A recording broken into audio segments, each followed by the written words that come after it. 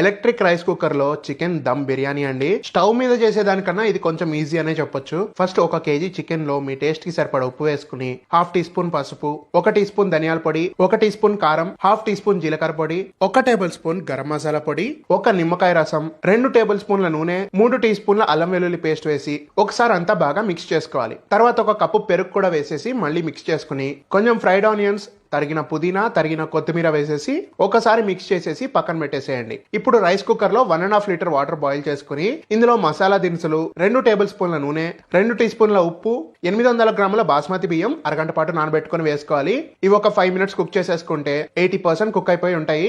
ఇప్పుడు నీళ్ళని వాట్ చేసి పక్కన పెట్టుకోవాలి.